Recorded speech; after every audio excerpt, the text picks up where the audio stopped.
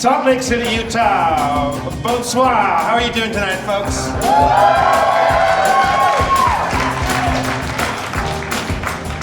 From the snow-covered streets of Trolley Square, is that where we are?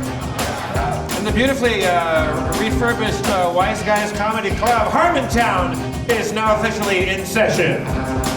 Would you please welcome to the stage the mayor of Harmontown. You know him. You might love him. Dan Harmon!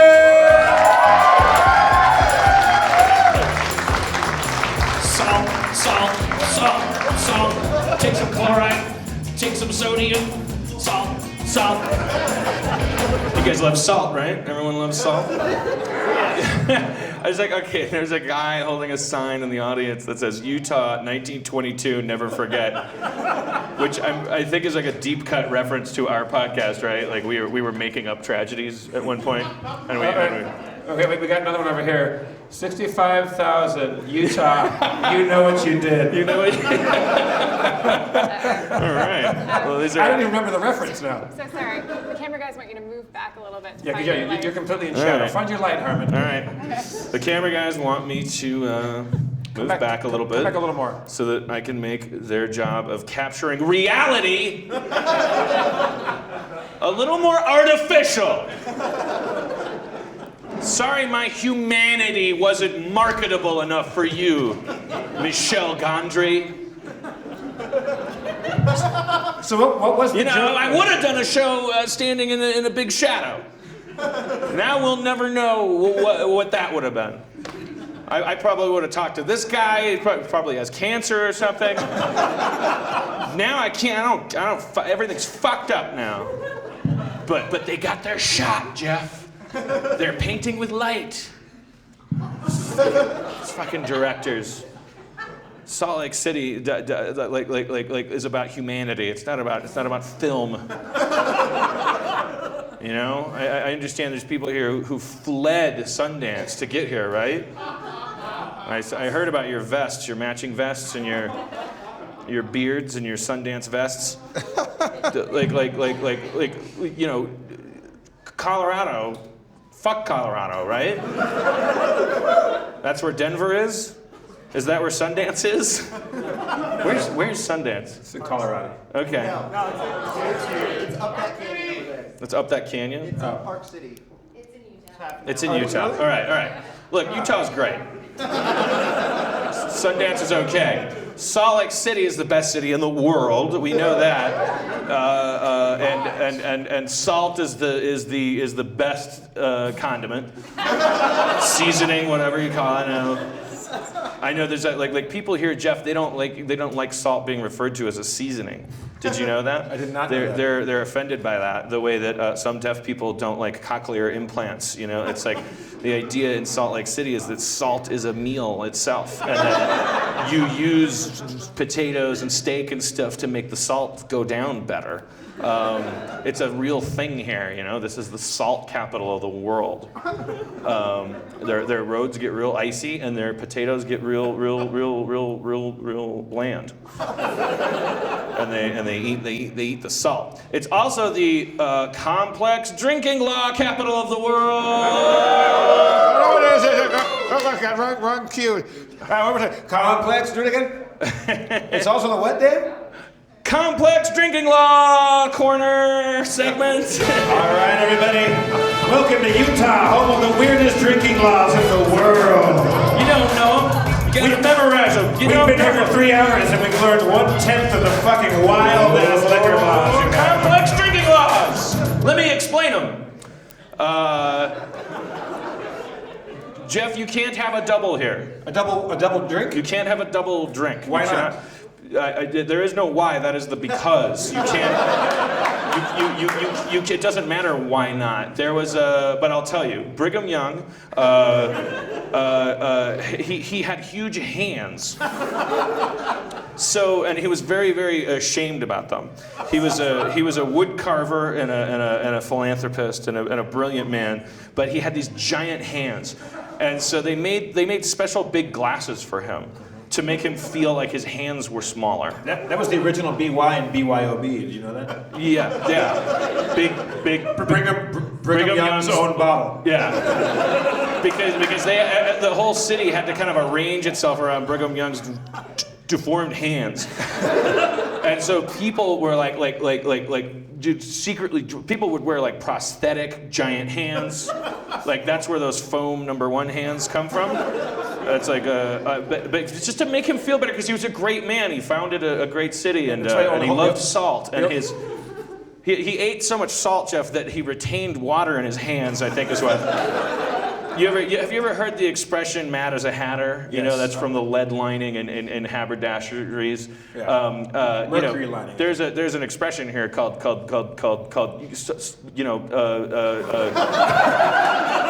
hands the size of Brigham Young. So he had special giant glasses that they would get out for him. If you ordered a double here in 1828, when Brigham Young was here, you could die. Like everyone was drinking out of extra large glasses. So that's why no doubles. But it doesn't matter. Today it's in honor of temperance. And that's why the foam hands only hold up one finger. I'll have one. Yes, a single. Do you want one drink or do you want two? I don't want two enormous Brigham Young-sized drinks. We don't do doubles, said the bartender at the Marriott Hotel. I love something really weird about that too. Like when you're at a Marriott hotel, like I'm pretty sure Marriott as a hotel chain probably has more hotels than there are people in certain cities in the United States. Like as a corporation, it's practically a country, and it's like I don't know what's ironic about that, but something is like it's like you just work at a Marriott. Fucking give me the Marriott goods. Like what if Utah said I couldn't sleep in a bed? Would there be no beds in the Marriott? What's in charge here? Does the money walk or the bullshit talk? You know? I walked into the bar at the Marriott. And a nice young lady said, "Sir, I need to scan your ID." I'm like, "Oh, okay, that's I've never seen that ever." And she took it and then she wrote down every bit of information off of my ID, and then she put it in a thing and it came out shredded. And then she said, "Go fuck yourself." I thought that was a crazy lady thing. Is that a Utah thing or is that a crazy lady thing? That's a Utah thing? Maybe crazy ladies are a Utah thing. Maybe like lithium's a salt, right? It's all coming together. But also, we were just told that you're not allowed to, in this restaurant, you're not allowed to be walking around with your drink. You have to be seated and eating like chicken wings to have it. Yeah, we broke the law coming up here. We called 911 before we came up. We had to somehow get it. That's right. You'll notice there's an elaborate trolley system along the walls, like in Mr. Rogers' house, because the wait staff is not allowed to walk while holding liquor. So there's a little choo-choo train that comes by, and they have to pretend that they're here to catch a train, and then they go, "Oh, I'm holding a beer," and then they go, "I think this is yours," and they have to go through so much. And they have to wash their hands, too, on top of it all. Yeah, like if the only way to get around it is to be in a wheelchair and have a plate of food in your lap, and then you can cruise around with a drink. It's complicated here. Are there some other liquor laws that we don't know about? There's a lot. I work in a bar. So. What's your name, sir? My name's Deuce. Okay, well, let's bring Deuce up, because of his awesome name and his expertise and his... Hello, Deuce. Deuce is wearing a Crisis Alert t-shirt from Community. Awesome. So Deuce, you work in the liquor industry. Here in the city that invented complicated liquor laws. So let's run down some of the more weird. So like this is considered a restaurant. So you have to have food to get a beverage. In a bar, you can get beverage by itself. You can't have a double, but you can have two different kinds of liquor in front of you. So you can order a tequila and a rum. That's fine. But can I order two tequilas? No, I can't. No. Okay. But you can get tequila and rum. Because they saw 5 Easy Pieces and they're like, okay, we're not gonna let like a Jack Nicholson figure go like, I'd like to give me 2 tequilas then, and look what I'm doing. Like they figured that out right away. Hold the ice between your knees. Yeah. Okay. So if I have food in a restaurant, can I have a double? No. Nope. Still can't. I could never have a double ever. You can never have a double unless you're at home. I could, but I was at Subway at a Utah gas station and I got double meat on my. that's a stupid comment. All right, well, give us another one. Was there something? Let's see. You can only have 2 ounces of liquor in a drink. So Right. even if it's like a Long Island, which has all kinds of different liquors, you can still only have 2 ounces worth of Oh, alcohol. total? Total. Oh, so if you order a Long Island iced tea and you It's bullshit. like that's does it come in a Dixie cup or? Usually, yeah. Comes in plastic here.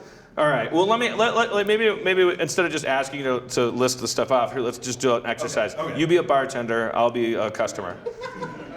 Oh, what a rough day of being an American citizen that's supposedly allowed to do whatever the fuck I want to do, and having to put up with an ownership class of rich people that have 1% of whatever the 99% thing plan. I'm so stressed out. I would like to numb my brain with a legal substance that makes everyone around me smarter for a couple hours, a couple blessed fucking hours. Can I please have a Kettle One on the rocks with no lime? And okay, so the answer is yes, but then Yes, sir. Then you fill the glass with ice, Fill it up. and you fill it up. Like I've noticed, It's a thimbleful. it's 1 ounce of okay. Right, so I get it, and I go, okay. I'm gonna slide this $5 bill across the table. Hey, why don't you make it a double if we're gonna be this way?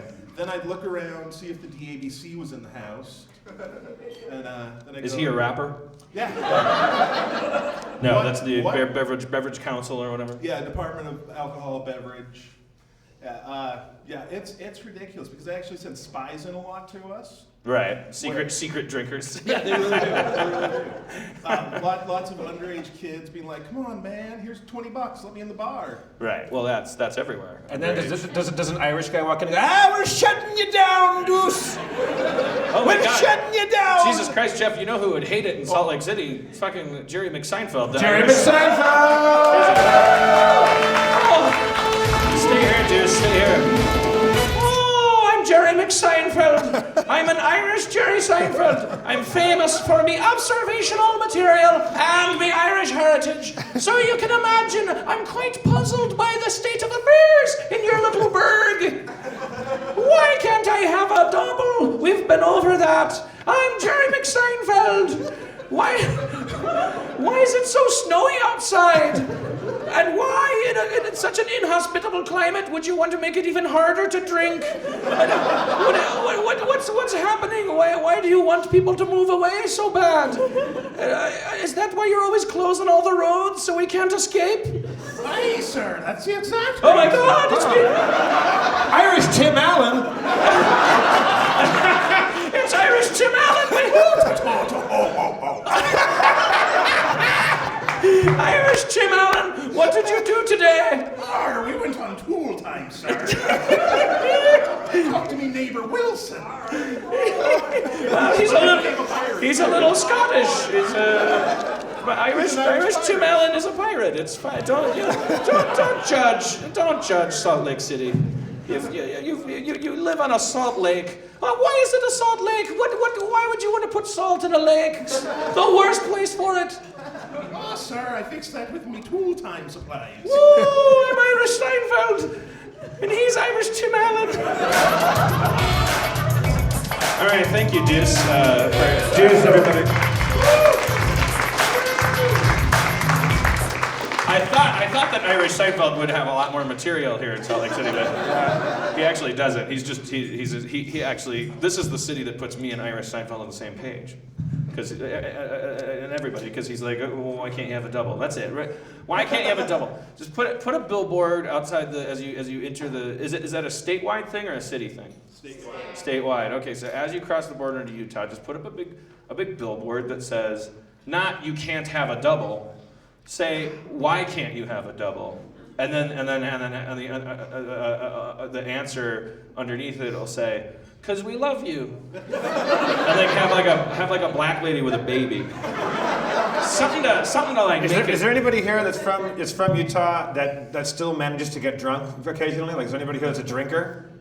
Like, does it keep you from getting drunk? Do those laws? Oh, I imagine, Jeff, that the alcoholism is rampant here among the youth. I saw SLC Punk with Shaggy. when I was like, I don't know, 16, 15, I think I was like 15 years old in high school, we came up to Utah from Southern California to on a ski trip. And so we went to like Park City and Snowbird or whatever the hell you got up here, Alta, whatever. Alta, yeah, it's great, best snow in the world. And we had no booze, because we're all 16, 15-year-olds. And I was kind of like a huckster. I was like a shoplifter and a bad person and a burglarizer and stuff. And so I'm like, I was commissioned to go out and get the alcohol. So I went into a hotel, and there was a really cool like little liquor store in the lobby of a hotel, but it was just like liquor, like no beers, no nothing. It was just like a really old time like Raymond Chandler novel kind of thing, like an old hotel with a booze department in it. And they probably had like a house dick walking around, like busting people. And I went to the guy, and I was skinny little 15-year-old. I was like, hey, my dad's having a big party with a bunch of his asshole friends up in the room, and they're too drunk to come down. He sent me down to buy the stuff. Here's his list. And I just put this piece of paper in front of him. He's like, oh, wow, that's clever thinking of him. So you need two. I just bought like just bags and bags and bags and bags of booze. And his response was, well, that's a good idea of your father. I never thought of sending the kid down. What a good idea. That's good, man. Human shield. I came back. I was like Alexander the Great when I came back. The trumpets like, ba ba ba ba ba ba ba. It was a lot of booze. The waiter Marcus came over to Deuce and started whispering something to him, and I thought the SWAT team was gonna come in. Stop talking to them about the liquor laws. By the way, I filled up a glass of Grey Goose up here. I'd say, is this like a sword swallowing act to you guys? Like. Am I like Mel Gibson in Beyond Thunderdome with the kids? Like, oh, the pocket clips! Whoa, fly, pilot man! He has a full glass of liquor in his hand. All right, I'm not mad. It's not you guys. It's the fucking government. And by government we mean the ghosts of like weird. It's got to be like some guy in the 1800s was like, well, they can't have doubles because every time I have a double, I know I want to rape people.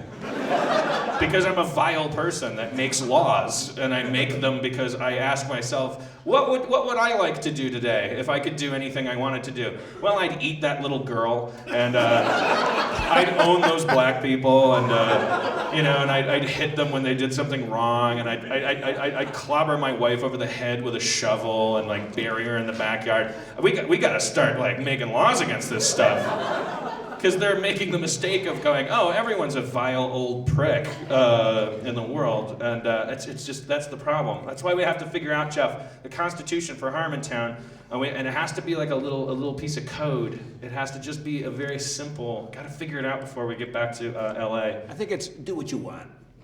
It is do what you. It's everyone gets to do what they want. But you got to say it like that. Unless you got to say this. It's Jeremy Kramer's whole bit. Do what you want. It's like the mafia. Everyone gets to do whatever they want unless it interferes with someone else's ability to do whatever they want. ... Question mark. I don't know what to put in there. I don't know. And if two people both want to do something and they can't both do it without one of them having to do something they don't want or not getting to do whatever they want, then you engage in a ritual called patty cake, or well, I think like back in the old days, like manners were like there was a high premium on courtesy, and like people opened doors for each other, and people like helped old ladies across the street and put cloaks over puddles and stuff like that. I don't know if they really did. That might just be in a book, but maybe they just had more cloaks back then. I didn't care as much, but. Now, I guess we have evolved technologically, and we evolve as a species. Courtesy seems just to be something just dying. It's like devolving. Well, I think the whole thing comes down to, I want to do this, but I want to smoke a cigarette, but these people might not want it. And someone walks over and politely goes, "Hey, man, could you not smoke a cigarette?" I'm sorry. I'll take it outside, or maybe, or like this. Have a human conversation about it. Like, be adults. Have some common courtesy is my thing. Yeah, but then there's this rise of the passive aggressive like mutant, like somebody who's cool but is always getting what they want, like leveraging people socially. Like you have to protect against, but then you tell that person you're being a dick. Shut up. Well, and then that person can also say you're being a dick for not giving. But it's like there needs to be a little bit of a foolproof. Like I understand the whole idea is be cool. But it's gotta have. Here's my theory. There's got to be a way to back the dollar with human life instead of like a mythical piece of gold in Fort Knox or a stock or the dollar itself or pride in your country. If you were able to back the nation's currency, like, because currency is going to be useful still for a little while. We can't all become hippies and run around and kiss gazelle or something. Like, we got a good 100 years left of still needing poker chips to get through our day, like to make transactions. I say though, you can back that currency with, like, it's like a video game. Like when you're playing a video game, there are video games where you're like walking down the street and then there's like a thing that goes, someone needs help, and then you go and help them and then you get some bonus points. And they're actual points that you can use to get a bigger gun and blow the fuck out of something. Like it's like shit that you can use to make yourself cooler. At the very least, when you show up, because I've discussed this before, I'm just saying like if I'm walking down the street and there's a guy laying on the sidewalk in a puddle of his own piss and he's going like, I had a bad day today, can you help me out? My reason for not stopping and having a conversation with him and seeing how I can help him is I'm late for lunch. I got shit to do. I got a script to finish. I got all this stuff to do. So, and the reason I got to finish my script or be on time to lunch with my friend, all that stuff just has to do with capitalism, really. It just has to do with like okay, I'll end up like him if I help him. I'll end up like him if I help him. So all you have to do is reverse that and say, if I help him, the opposite. So that when we see a guy laying in the middle of the sidewalk in a puddle of his own piss, we go, holy shit, I can't believe I found one. Like, this is like a hidden package in Grand Theft Auto. Like, I just stumbled. Do you know how rare these are? People who need my help, I'm rich. And because if I help them, then it's like I get like points. I get like a power up of some kind. And then because the whole country works that way, we're the most powerful country in the world because all the other countries go like, oh, that country where nobody's laying on the sidewalk on their own piss. They all just, every time someone starts to have a bad day, 8 people jump on him and help him so that they can profit off of it karmically. And so everyone lives in a fucking like penthouse over there. Everyone's like floating around and. But then you're talking about destroying capital. So then now, so if you replace helping people with capital, like the whole point is that we've got to a place where capital is the whole point. Accumulation of wealth is the definition of success. Competition is a good thing.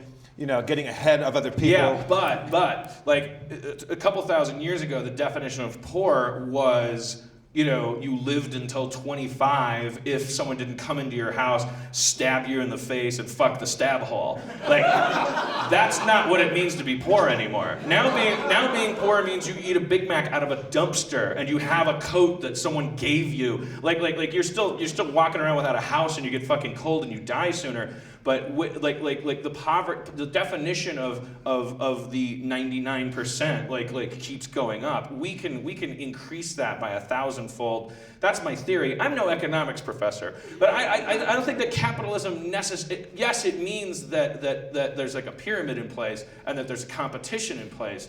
But why can't the poorest person in the world have like a giant TV and get to play video games and he could, but it profits none. You know, enough food goes to waste every day to feed almost everybody, and you know, there's certainly enough housing and clothing for everybody. But prices have to be at a certain place. We have to make sure that rich, white, gross people control shit. They don't have to be. It's just that's been the easy way to do it. And it's all kind of falling apart anyway. Like rich people, like there's a shorter path to like, you know, keeping poor people poor, like that's what makes sense to a rich person. But like if you challenge them, they tend to figure shit out. The thing that bums me out is like a room like this. There's no government in here. This is the proper definition of anarchism. I mean, there's nobody ruling anybody. Yeah, if somebody just stood up and was like, Jesus Christ, I'm gonna shit on my hand and throw it at you. No cop can help me. Like that guy becomes in charge. He's Bane now. He's I'm headlining at Wise Guys. I'm the new Kevin Nealon. There's a lot of Kevin Nealon pictures on the wall here. Kevin Nealon is there. Is Kevin Nealon a part owner here? Kevin Nealon like resuscitate a dying pregnant woman here? Is he like in the middle of his act and like a woman was like, I'm 6 months pregnant and choking on a hot wing, and he's like, excuse me, and like just brought her back to life and gave her $1,000 and then Kevin, before you go, how can we repay you? Your thanks is enough. No, how can we repay you? Put up 400 photos of me. Create a system of laws in my name that make it hard to drink. I am the Nealon. He's like the Stargate guy. Like he'll come back every once in a while and suppress literacy. But he gets worshipped here. Anyways, like if a guy stood up and like fucking tried to choke me to death, you would be the people that helped me. You would save me possibly, and vice versa. Like we have wait staff here. We have maybe we have a bouncer here. We have these are all private anarchic roles. You need a bouncer and you need a wait person and you need a club owner and you need a performer and you need an audience, and then we're not animals. We know how to fucking behave ourselves. We don't need a fucking senator to tell us like what left from right is. But those are the only people that don't ever do anything. It fucking confounds me how we've created a new society where how like bees, like they raise their own royalty. They're just sitting there as larvae. You could fucking eat them. And then these queens hatch, and then they sting the other queens to death, and then they take over, and these poor soldiers are just like, oh, thank God we have a queen again. I understand the desire for comfort and leadership, but in America, the idea was that those people are civil servants. It's like, here, you're not wearing a crown. You're wearing a clip-on tie. Get to work, motherfucker. So I can go do the shit I enjoy. I want to be a radio DJ. I want to be a dentist. I want to dig a ditch and then like punch a clock and not worry about shit from 8 p.m. to 6 a.m. Some people might prefer doing that shit. None of us want to balance the budget and make the garbage trucks run on time. That's why we elect officials. The president is supposed to be a top-of-the-line fucking dipshit civil servant. He's not supposed to be someone that we cower in the presence of, and most importantly, that people like literally murder and cheat and lie and steal to try to become, because they have the most power in the world. And all these fucking lawmakers. All right. Anyway, sorry. Let's do a fart corner. Sports corner. Hold on, I gotta cue up the music. Fart corner offsets the political rants. Fart corner is the place where a diggity dance. Fart corner's gonna make it real. Fart. All right, it's that time again.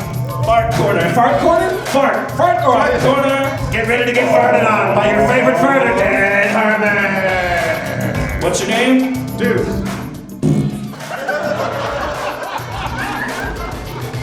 What's your name? Alton. No, it's not. Woo! Fart corner!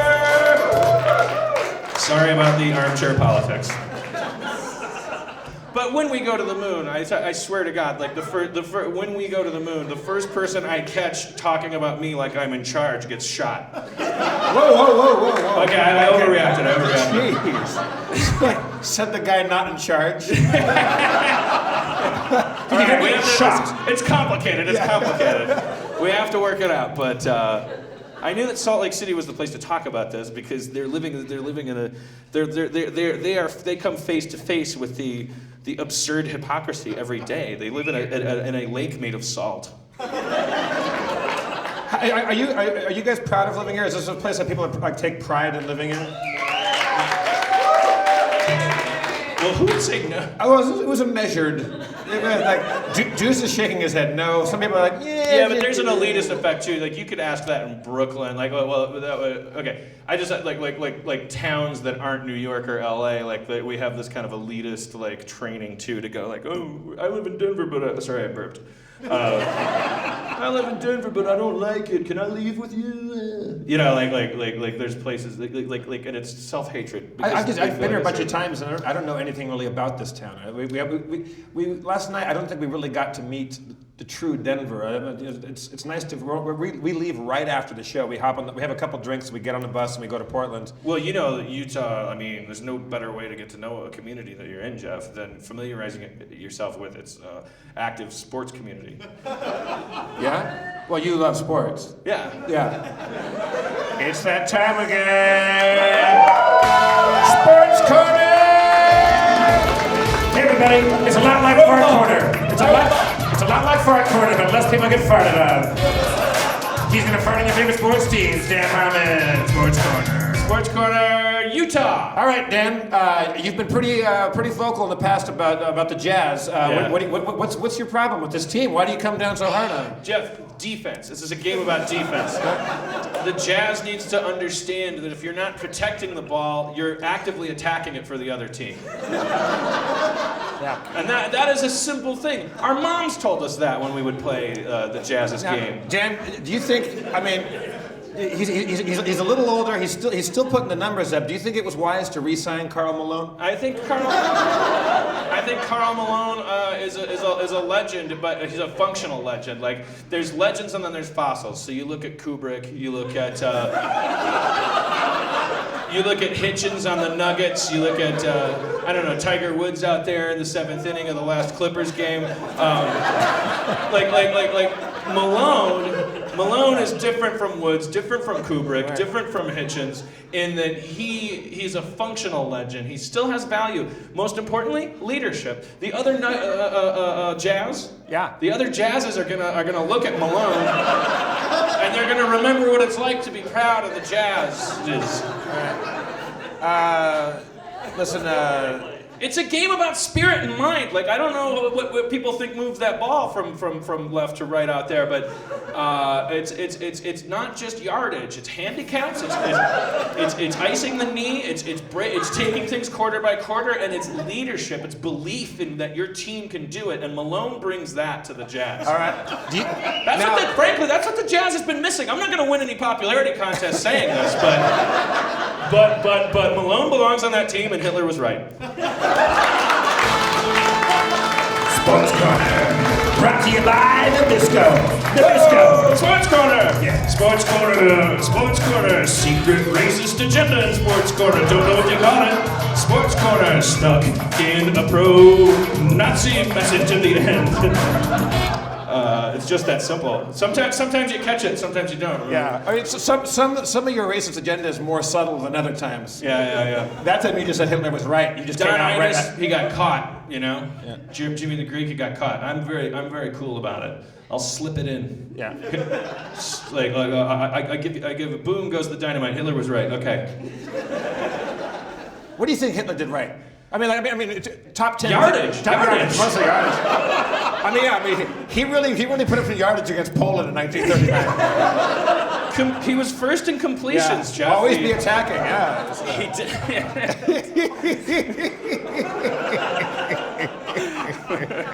Yeah. This is going to end up out of context on Huffington Post or TMZ, and the word Chevy Chase is going to get mentioned 7 times. Oh well, that's life in the tag cloud. It's a tag cloud society now, Jeff. It really is. Got to keep that ball moving. You know, I feel like if there's been one good thing, and there's been many good things about this Harmon tour that we've been doing, but speaking of the internet and the benefits that it has, I think if we do one thing in this tour is that we've released into the ether and into the ethos of the country and possibly the world a gentleman named Spencer Crittenden. Oh, yeah.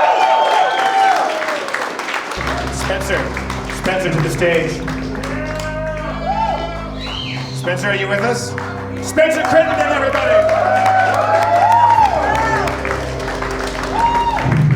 Ooh. Approaching the table. Wearing his vintage community shirt. He sets down his bag with an earth-shattering thud. The mics are hot, but the crowd is hotter. His beard contains secrets and scrambled eggs. He's a better rapper Spencer did a rap debut last night in Denver. Everybody. Yeah, it hasn't podcast yet, so we're letting you know. Spencer has emerged as the master rapper of the tour bus. I don't feel like the battle has really reached its fever pitch, though. I think someone's gonna die. I think that was that was the opening clang of a sword fight. We haven't really got up the staircase and swiped the candles in half yet. Yeah. Can we talk about Gobbler's Knob a little bit? I was laying in my bunk in the tour bus, and we were about 45 minutes out from Salt Lake City, and I'm looking on the map where we are, and I notice a little town way out. I don't even know if any roads connect it to the highway we were on. It's just a knob. I don't even know if it's a town. Well, there is a place on a map known as Gobbler's Knob, which that's what I would call a town if you let me name towns. Has anybody been to Gobbler's Knob? Really? It's not that. Has anybody heard of Gobbler's Knob? Yeah. Pull it up on the map. We should all go after the show. We should all go to Gobbler's Knob. They changed the name though. It used to be really embarrassing. Like it was like was it just penis, dick, cock, swallow valley. Boner huffer. Yeah. Gobbler's Knob. I love that it's not knob gobblers. It's Gobbler's Knob. Gobbler's Knob. Hi, I'm Carl Gobbler. There's a knob where you can have a nice glass of lemonade with me, Carl Gobbler. Why isn't there a band called Gobbler's Knob? It's so good. Gobbler's Knob. Gobbler's Knob. You know, everything in Gobbler's Knob like is very, very serious. You know that they have to be very serious there. If there's people that live there, you know they're like experts at keeping it cool and like there's like 8 libraries every block. Like because they're like we live in Gobbler's Knob, so like somebody fucking compensate here. Dan said earlier they probably have a really good Holocaust museum there. Yeah, anything serious like they're experts in the serious. It's all in. It's an offset, you know. There's a sign as you go into Gobbler's Knob. It says, "Welcome to Gobbler's Knob. This is a serious place. Yeah, this is for real. You didn't come here to make fun of us, did you? Yeah. You want a T-shirt? We get it. If they had any brains, there's a big sign that says "Welcome to Gobbler's Knob," and there's a gift shop right there. Yeah. Get your T-shirt. Yeah, there's a turkey sucking a dick. When I was there was a guy in Milwaukee. I just want a T-shirt with a turkey sucking a dick. I'm from Milwaukee, Wisconsin, and there was a war hero from there that fought in World War II, I think, and he had parks named after him and some streets named after him, and his last name was Bong, and there was a Bong rec area, and it was the sign was like cold riveted, it would say Bong rec area is this little sign that was just like any ordinary sign for anything else, but it was like fucking 8 bolts per centimeter. There's like razor wire going up to it. Giant chisel marks on the side of it. And they actually, I saw an interview with his granddaughter or something, who's still a Milwaukee kind of socialite or philanthropist or something, and the Bong name lives on in Milwaukee. And the journalist had to just be doing it as a bit. It was like this interview with this woman that was like, she just didn't understand why is it the most stolen sign in all of Wisconsin? Why do people keep stealing the Bong rec area sign? He was a war hero. He tried to do good with his life, but I don't know if they're being disrespectful or if they just appreciate history. It's because it looks perfect in your basement. There will never be enough Bong rec areas to put that sign up. Spencer, I saw on the Instagrams that you and Aaron made snow angels, and you did it in your shorts. Oh yeah, totally. Did you bring pants? I brought 1 pair of jeans. Are they magic jeans? Do they have one use? Are you saving them for something? Oh yeah, they recharge every couple of days, so I've been cycling them. Is it for you like when people tell me to tie my shoe, like people telling you to not wear shorts? It's just obnoxious because people think that because they're little wusses about weather that I am, and I'm just fine. I was fine in Bloomington. I was fine in Chicago. I'm fine here. So you're not doing it to prove a point. You're doing it because you're more comfortable that way. Well, at some point when people start telling you to put on pants, you do it to prove a point. Right. But honestly, I'm fine. If I thought I'd be more comfortable wearing pants, would have just put them on. But the worst thing is, imagine when I was a kid, people would tell me, take a shower, you gotta comb your hair, take a shower, you stink, you're a piece of shit. And then like one day I took a shower and combed my hair and got on the bus, and all the 8th graders were like, whoa, look at that, dude, give me skin, man, give me 5. Fucking seriously, man, good job. And I was like, never again, motherfucker. You just redefined lack of hygiene. I am going to be a millionaire, and I'm going to smell like a butt. You've done it. Yes. You've accomplished your dream. Yeah, I took a shower in the hotel today. You can't even tell. I'm so dirty it doesn't matter anymore. I'm 800 showers behind. I have to take like 80 showers in a row. Our tour bus smells pretty good. I thought certainly by the halfway point it would be smelling like a locker room in there, but it's pretty good. I've never, people tell me like girlfriends and stuff. They go, you talk about your lack of hygiene, but you actually don't stink that bad. And I think your body's covered with this symbiotic like community of microbes, and when you wash, you like kind of disrupt it a little bit. I'm not saying people shouldn't wash. I'm just saying like part of your immune system, your body's immune system that fights off like weird germs and stuff from the outside world. Part of why we've all been touching bathroom doorknobs forever without having there be a giant epidemic is because your body there's no real estate on your body for germs because it's covered in germs, your own germs. Like you have it's wall to wall. The entire surface of your skin is shoulder to shoulder fucking, boogans and stuff.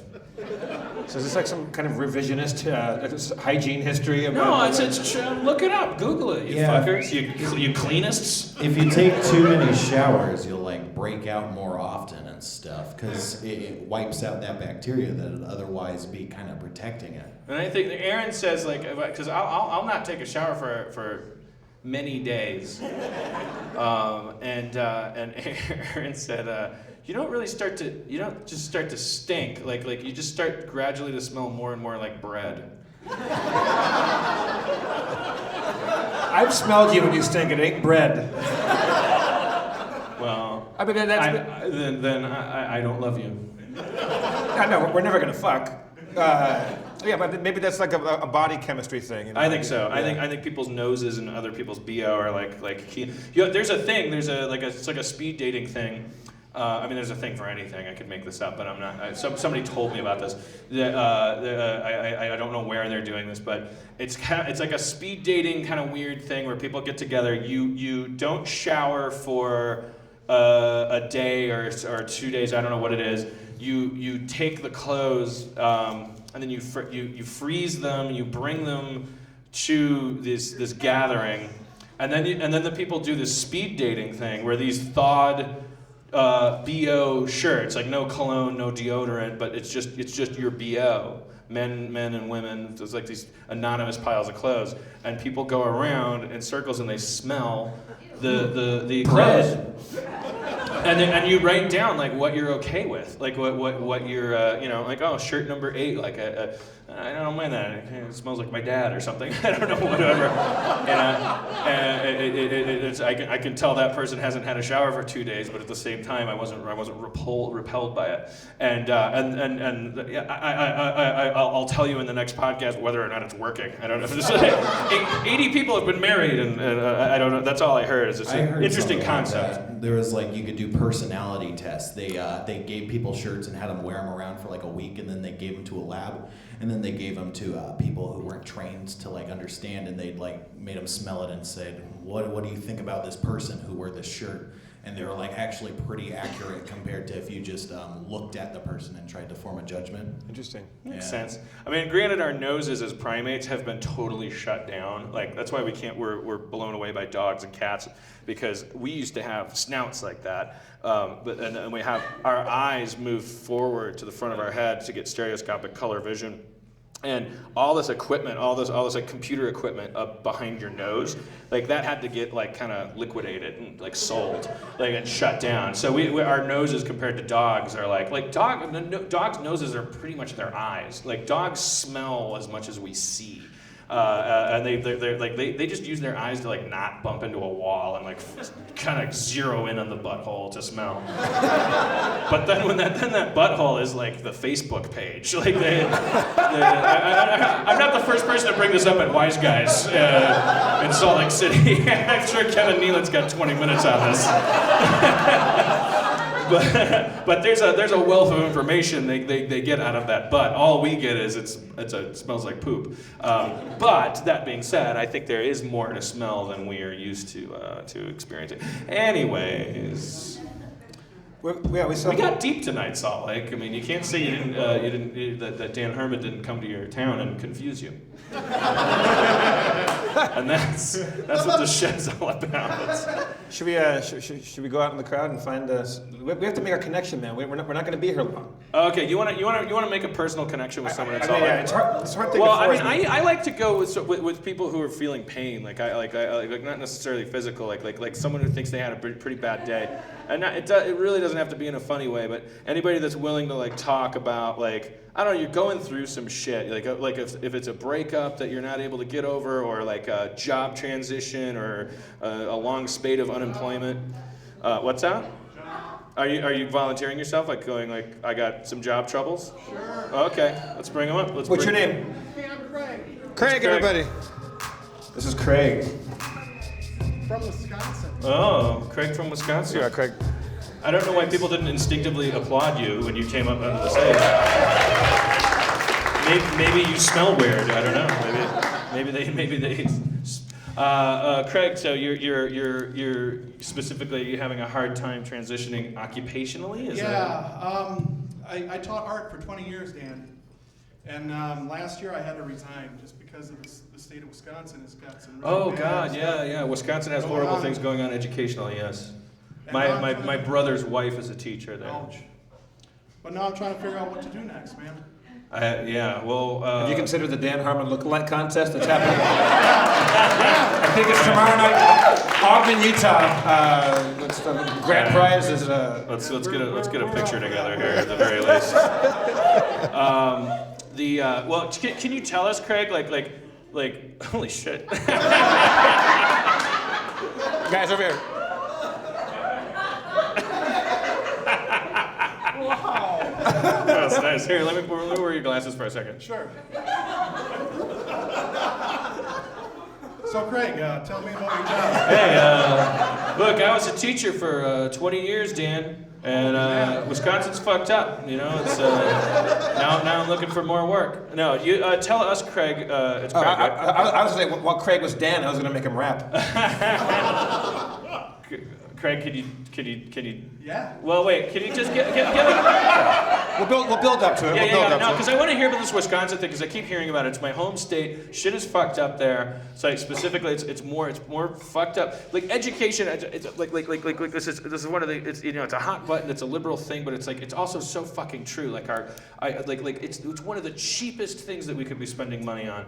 I love the kids too, man. I love the kids, but there's so many rules that are not working. It's so easy to like suck money out of that sector, and it makes no sense. It only makes sense to creepy rich people because they don't get rich the next day by putting any money into the idea that it happens so fast. 20 years from now, you're gonna feel the. Anyways, tell us specifically what's going on in Wisconsin. It has to do with like unions and stuff, right? They kind of busted up the unions for the teachers, and now the administrators of all the school districts can make up their own set of rules.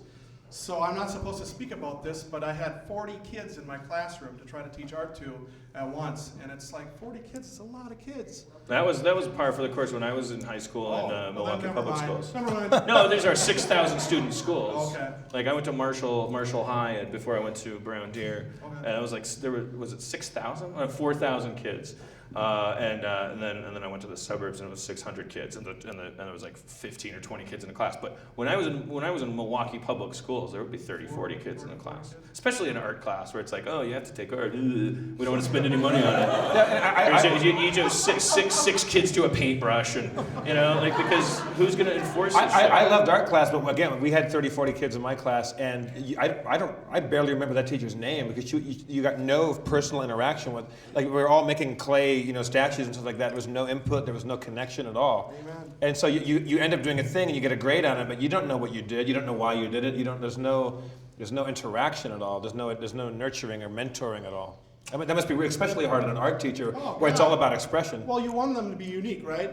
You don't want them to be cookie cutters and whatnot, so... Yeah, they're human beings. Like, you have no idea. Like, we obviously, in a grand scheme of things, what happened is we know that education's important. We know that our kids have to go to school. And then all of a sudden this becomes like this, we have to have this system. So it's like, and then how do you allocate funding to this system? Because it's not socialism, it's the government funds this thing. So how much should we fund it? Well, what are your test scores in this school?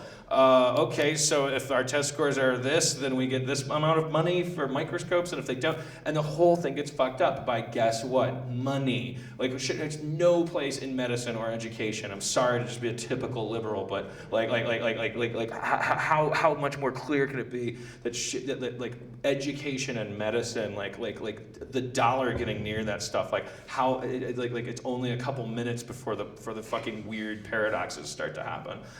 So what do we have to do in Wisconsin? I'll make it happen tonight, Craig. Awesome. All right, so are you out of a job now? Are you retired, or are you I'm currently unemployed. And do you want to get back into teaching again? Part of me will always be a teacher, but I wanna come with Dan and write movies.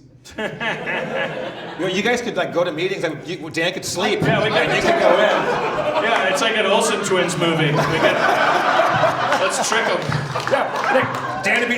You'd be sleeping in the car, and Dan would come out and you'd tag out. You'd put his shirt on, and you'd smell like him, and you'd go in the meeting. Zemeckis wants a movie about a giant. Go. Here we go. Wait a second, Dan Harmon. We broke for lunch. Weren't you wearing glasses earlier before you went to lunch? Yes, the better to see you with, Mr. Spielberg. Okay. I don't know. It's just like you were being a real asshole a couple hours ago, but now I really like you. You seem a little older and wiser now. You seem more artistic. Yeah. You smell different. All right. Well. Aside from taking you to LA, I mean, come to LA, write a screenplay. Cool. Have you ever written screenplays before? Is that something you dabble in? Yes, I do. What kind of genre of stuff do you do? I've done some 101 pieces. Oh. So really? I think Channel 101 he's talking about, or nonprofit. I did a puppet art teacher from Wisconsin called Whackjack years ago. So remember that one? And it didn't make it in. That might ring a bell. It didn't make it into the screening. It was the 7th one voted off, so it didn't make it quite in. All right. Well, I'm sorry. It would have changed my life. Yeah. Way to go, Herman. If you want to change your life, all you got to do is rap.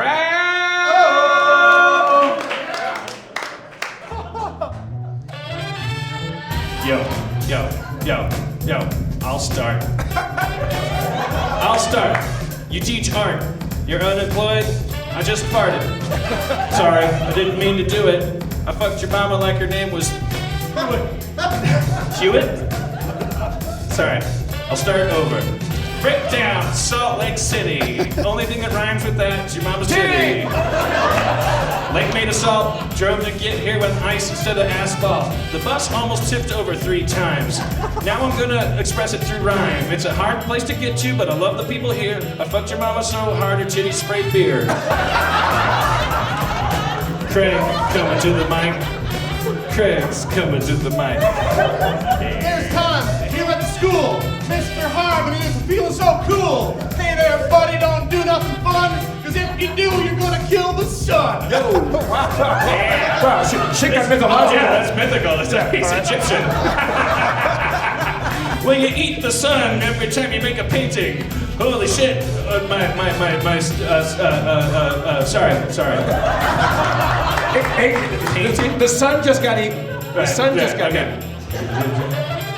Sky black as cloth, can't see anything. I fucked your mama so hard her pussy started to sing. Said la la la, and I said shh.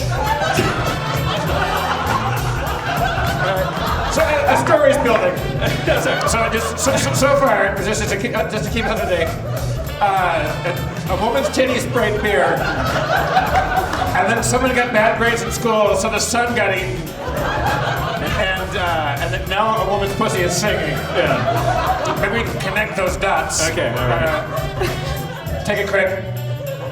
The sun is gone. Hey, Mom, she's quite the fox, because she's the one with the singing box. So don't go there. She's not here. Everybody go get a beer. Oh, Salt Lake Craig! Salt Lake Craig wrapped it up for us, right? Yeah. Salt Lake Craig, everybody. Yeah. All right. For God's sake, support education every time you get all excited. Thank you, Craig.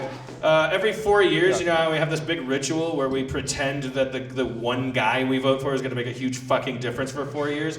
There's also a bunch of other stuff on the ballot. Every time you see the word education, say yes. Because there's no way you will ever go broke giving money to teachers in schools. It's impossible. Here's some stuff that costs a lot of money. Giant fucking weapons, like that will never be useful against a guy who is born in a crater and just wants to blow shit up with his own body. Like we with the tanks we'll keep. They will keep. Let's melt a couple of them down and turn them into erasers. I think that's how that works. So we made a human connection. Your there, city, your state, like the more local your politics get, the more important they are. The pothole outside your house needs filling. It gets filled or not filled based on a person or a community going like, let's fill the pothole, take those resources, allocate them. A Walmart getting built on your corner, that's like local shit. You know, the stop sign that stops a car accident, that stops people from dying. We argue about the dumbest, fakest shit. I'm 40 years old. You guys are, some of you are 25. Like, you think gay marriage and abortion, they made it up. They made it up. They're pretending these are issues because they're all in fucking cahoots with each other. Fuck these guys. Just like local politics are kind of important. All politics are bullshit, but local politics are a little more. You get a little fucking yardage if you decide to. It's all about yardage, man. Yardage. It's all about yardage. Don't. Yeah, it's getting tangled and crazy in Wisconsin because we start thinking that we need some Superman in the White House in order to change the world, and all that guy is just I'm sure he's a great guy, but what the fuck is he gonna do? Except to walk around and not embarrass me when he talks. That's why I voted for him. I literally just voted for Obama because it was like, oh, he can speak. Like I'm so embarrassed. Was everybody crazy for? I mean, like the Mormon community here, was everybody really wild for Mitt during the election? Oh yeah. I'm curious about the Mormon thing. Like I know, like a good half of the population here is still actually maybe not here, but. How many Mormons do we have by applause in the audience, in a Harmontown audience? Oh, quite a few. Nothing. 20% maybe.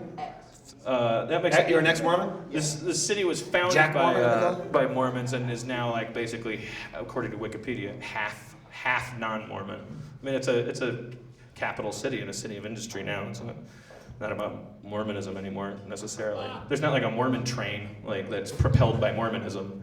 The train has electricity in it. The banks have money in them, not snakes. I don't know what Mormons believe. I think they talk to snakes. I can't remember.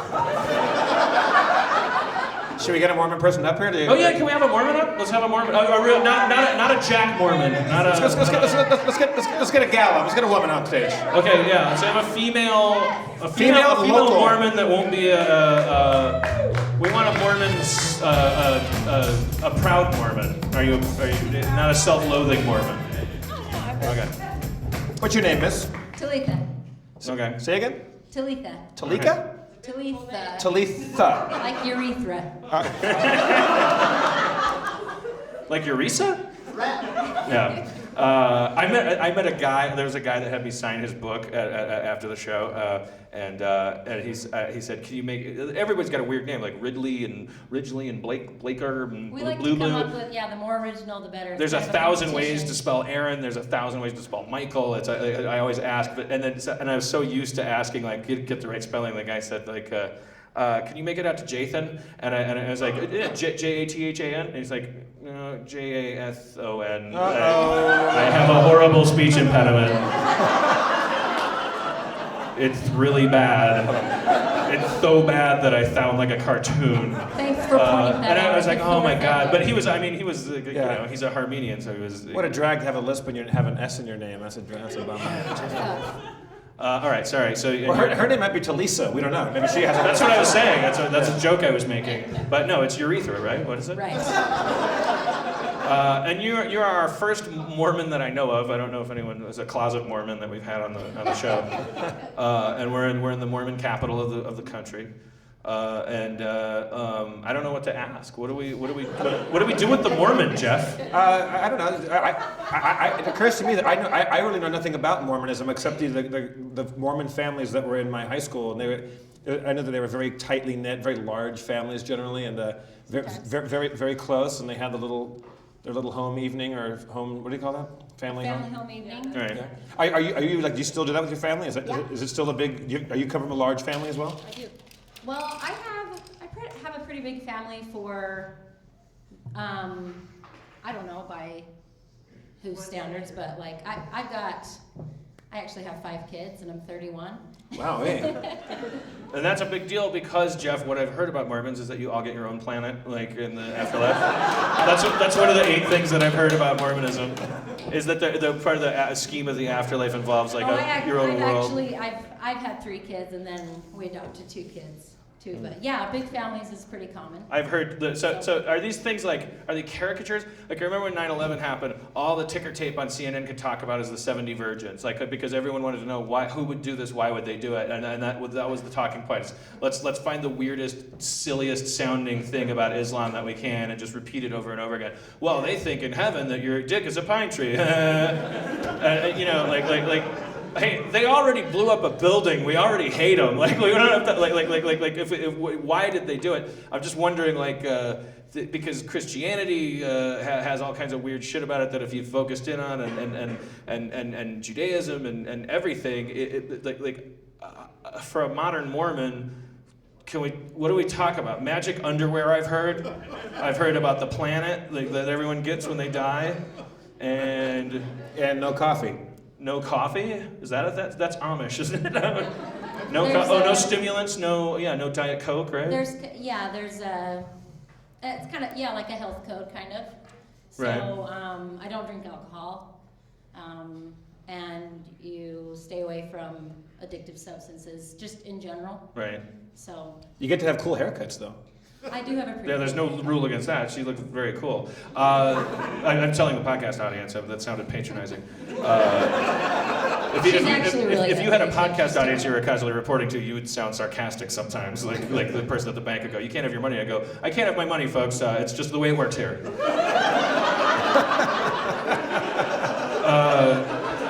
Let's magic underwear. What does that mean? I've heard that phrase, magic underwear. I'm sure that's speaking in terms of a clothing garment that the LDS people wear. Right. It's LDS is Latter-day Saints, so that's the church, the name of the church. And so it's what? No, nothing magic. It's symbolic. Right. So. What is it? Is it about chastity? Is it about? Partly, yeah. It's symbolic of. Get really specific, because I swear to God, I've heard that phrase, like people who are hating on Mormons, they go, they have magic underwear. They believe in magic underwear. It's just like, and then you move on with your conversation, go, I'll have the calamari. Like, so knowing that that's all I've heard, like, what does that mean? And I also haven't seen the Trey Parker, Matt Stone musical. I don't know anything. I don't know how to get into it without having like a whole discussion about, all the fundamentals. But let's do it. We got all night. I don't know if this is the right format. Kevin Nealon's here on Tuesday, but we already did. I can get the missionaries here in about 5 seconds. We already burned through Fart Corner. We got nothing left. I was hoping to get farther. Well, is there fear of getting it wrong, of like sounding like you're misrepresenting your religion, or is there fear of people that aren't affiliated, like judging you, or what's the? Or is it just a fear of making the podcast 6 hours long because it's that complicated? No. I mean the gospel's simple. It's a Christian gospel. Right. So it's the Church of Jesus Christ of Latter-day Saints. There were more books later, right, in the New World. Oh yeah, you're familiar. Right. Yeah. Right. That Books written at the same time that But underwear, like you can't. You don't want to cartoonify your religion If you go back to like in the Old Testament, the Book of Exodus and things like that, they talk about when they go to the temple and putting on a holy garment. Mm-hmm. So it's the same type of thing. It's symbolic of certain covenants you make at the So this is temple. not a sexual thing at all. This is not about. See, like Orthodox Jews, like some like there's some sects of Judaism where they have sex through a hole in a blanket or whatever. Because everyone has their own, old religions. They have old ideas about sex that are. I thought when I heard magic underwear, I automatically assumed it was some kind of like that you wore during. Yeah, there was didn't have a flap in it or something. so that and then when you were 16 you got a flap and then you got to go to prom. Talitha, I'm assuming you're not wearing it now. You wear it when you go into the temple, right? No, at all times. So it's like a yarmulke, they don't. So you're wearing Jews wear yarmulkes all the time. Are you wearing it now? I am, yeah. And it's about like a yarmulke is about humbling yourself before God, like you're covering your head, like a symbolic God-fearing thing. So this underwear is covering So symbolic of starting like your body is like your temple, your body is your gift from God, it houses your spirit. Mm-hmm. So your body is kind of like your most sacred physical possession, I guess. Where do you go? And the fundamental level, no matter what you're doing out in society, underneath it all, is your relationship with the cosmos. I mean, this is like when I was a kid, we had a thing called underoos. They're sacred to you. In a secular sense, yes, sacred. Yeah, I'm getting picked on. I'm getting a swirly, but I'm the Hulk down here. They just don't know it. I'm Aquaman. I have a relationship with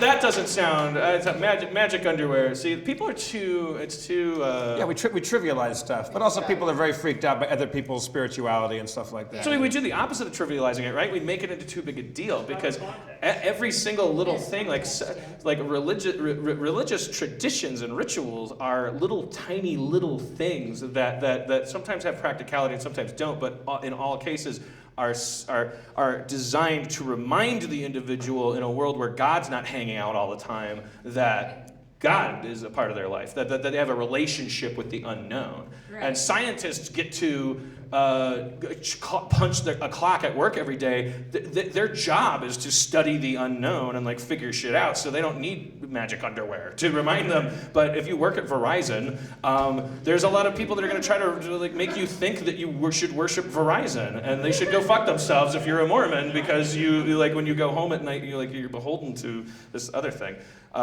Do you go to a store to get them? Do you make them yourself? How do you? It's an authorized store, yeah. So the church makes them.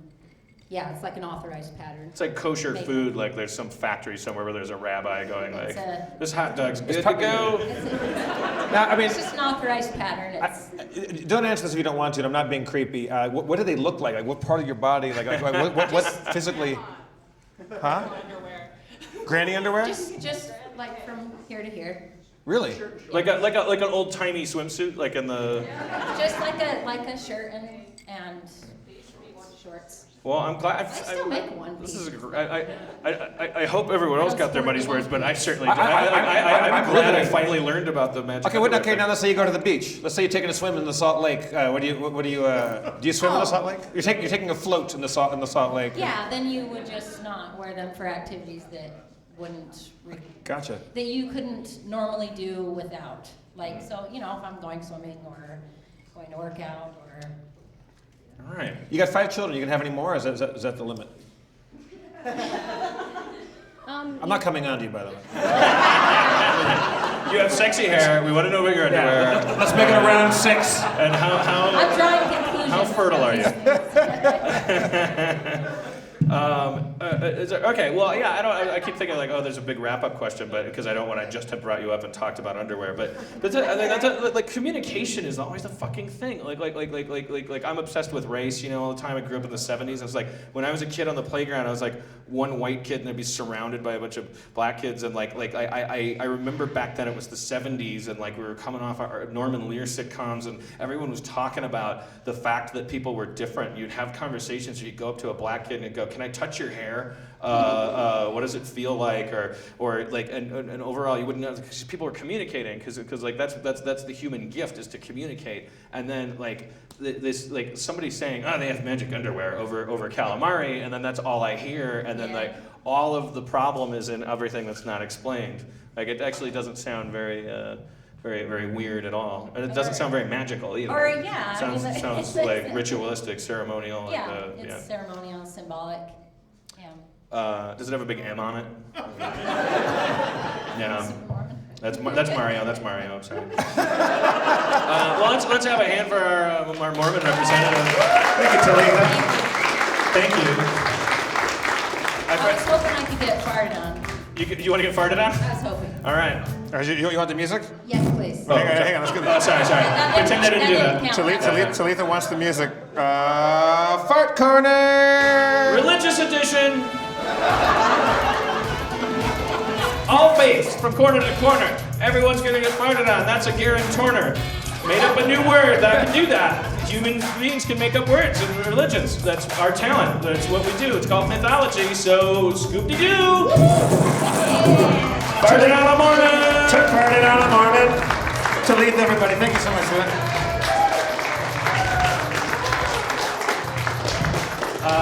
You know what Joseph Campbell said about religion, Jeff?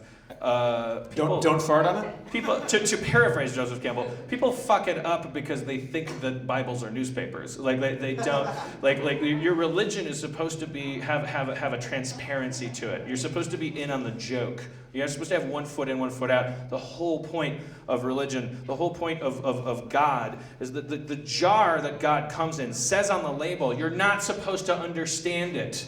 It's not fucking steak sauce. You don't get to incorporate it into your day-to-day without any degree of problems or difficulties with the people around you. It's a very personal thing. Some religions make it a communal thing, and then notice how their communities, their kids have higher test scores and bigger pools, and we get jealous of them, and then we throw bricks at their windows because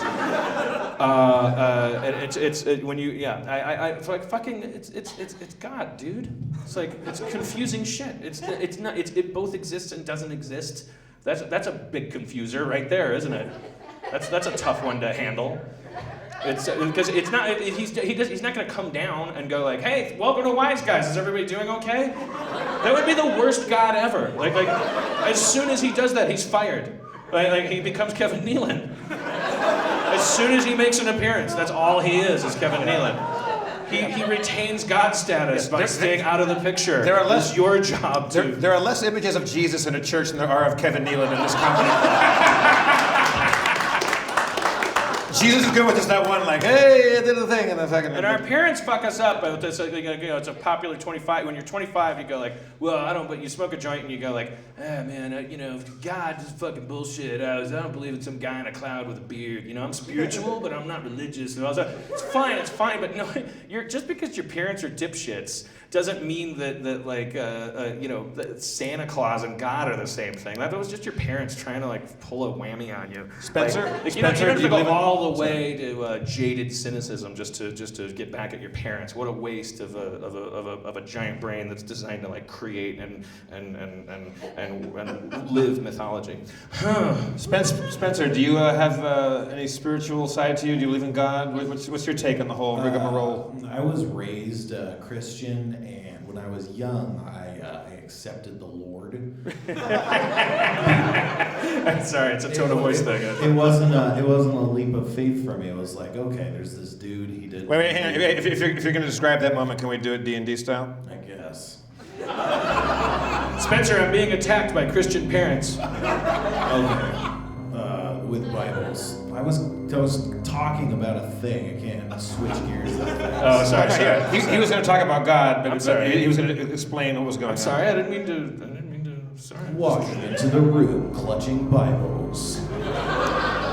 Your parents say they want to pray with you before they go out to eat. Swallowing your pride, you acquiesce. No, but I mean, it made sense to me as a kid, and then I grew up, and it made less sense to me. And I was never someone who had faith, like in anything. I don't have faith that my mom was gonna go back, come home if she left. I don't have faith that the bus was gonna arrive. I have faith in nothing. So when it stopped making sense, I was like, okay, this doesn't make sense. I stopped taking it to be fact. So I think that there's definitely some sort of ethereal, metaphysical power, and it manifests itself in many ways that we don't understand. I don't know what those are because we don't understand them. Ghosts, the Loch Ness Monster, and spontaneous combustion. Those could all be the same thing. Like, those could be miracles, or those could all be psychic powers. I do believe the Loch Ness Monster makes spontaneous combustion happen.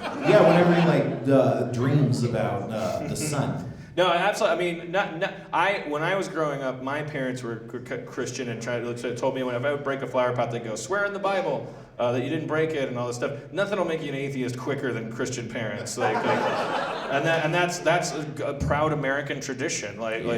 Because your parents' Christianity is man, it can really blow. It's like their car. But you get a station wagon from them that you don't want either.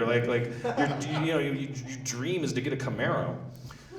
When I was a kid, I was raised in a Lutheran school as a little kid, and you had the Sunday school and you heard the Bible stories. That was the only thing I kind of liked. I never knew what they meant, but I liked the mythology of it. I always liked the storytelling about people blowing trumpets and knocking walls down. I have no idea what the point of it all was, but I knew that Lutheran church, you get to sit there and doodle and nobody cared. So I just drew a lot, and I would leave the church and I'd go up to the pastor and he would put his hand out and he would say, let's see what you drew. He didn't care that I wasn't listening. He actually liked my little drawings. I've told the story before, I think, on the podcast where I went to Sunday school and my mom asked, what did you do today in Sunday school? It was like our first day in Sunday school, and I told her and she pulled me out because it was like we learned to recognize Bible characters with flashcards. We learned to recognize them visually. I can tell you the difference between Ham and Noah because Ham had a cane in his hand. Noah had a backpack. But confusingly, they were both cartoons. They both looked like Captain Caveman. Confusingly, Cain had a ham in his hand. And I explained this to my mom. I said, I can tell you who Ham's wife looks like. I can tell you who Noah's wife looks like. That is ridiculous. And my mom said, that is ridiculous. And you don't have to go to Sunday school anymore. Holy smoke. But she also put the whammy on me with the, God exists and don't. Because if I'd be programming my Commodore 64 and it wouldn't work right, I would go, God damn it, fucking computer. And my mom would go, she'd slap me and go don't use the Lord's name in vain. So she'd really, I think she was carrying some shit over from her parents. She just knew that if she had a kid that didn't respect God, that she was a fuck up as a parent. So she was just out of paranoia and anxiety was just putting the fear into me and nothing else. There was nothing. And I remember I had these books that would be like the hand-me-downs of oh, see Dick and Jane hang out and they lost their dog. Oh, where's the dog? Where's Spot? We can't find Spot. And I'm like, oh, I'm learning to read. This is great. Well, we can't find Spot. What should we do? Turn the page. Let's pray. What?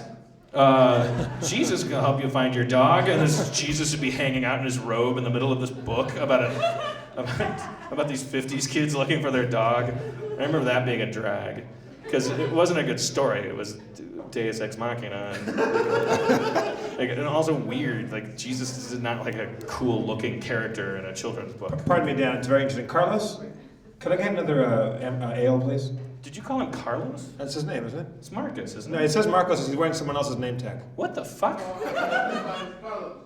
Wait. So your name is Carlos and you steal clothes? Do you have any idea? We should point out he's definitely white, because I don't want podcast listeners to hear, oh yeah, there's a guy named Carlos that's wearing Marcus's clothes. What happened to Marcos? I found my name tag. It's Carlos. Oh, you found it again. Oh, Right. mystery solved. Thank Thank you, you, Kevin Nealon. I don't know, plot thickens, as far as I'm concerned, not mystery solved. All right, let's play Dungeons and Dragons. All right, let's do it. Aaron McGaffey, will you please join us on stage? And Carlos, once again, thank you for my beer, sir. Is this legal? Can I do this? All right, perfect. Carlos broke the law by bringing you the beer because he's not eating while he's doing it. Carlos has to have a pretzel in his hand in order to bring you the beer. It's 3.2%. All right. So Aaron, I never know how the show's going because I'm up here. Did I bore people with my political and religious? No, I thought it's a great show so far. There's a lot of content and. All right, four-star review from my girlfriend. I liked it a whole lot. I love the religious talk. You know, my dad was a preacher and my mom was a theology professor, so I love that stuff. Is that why I turn you on? Because it reminded you I of your mean, dad? if you want to be gross, I think so, a little bit. You're kind of a. I was thinking about this a few nights ago. You're kind of a preacher. You're a fisher of men, a little bit. I have a congregation. Yeah, similar to my dad. Yeah. Does he smell like your dad? No, the dicks taste the same. But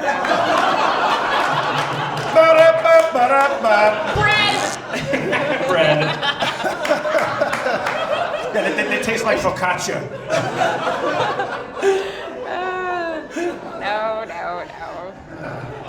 Shout out to my dad. And his delicious clerical cock. Wow. Oh, so awful. Sorry, Talitha. No, it's nice. You spent some time with my dad. I have a really nice, wonderful, smart, very cool dad. Sexy, strong, he is cool. lithe. I went fishing with him. He's a cool dude. I like him. But you said he had a bunch of, on the bus, you said he had a bunch of Mormon jokes that he used to tell, and then you texted him and he chickened out and he said, I never had any Mormon jokes. He said, Aaron, I was just explaining Mormon theology to you.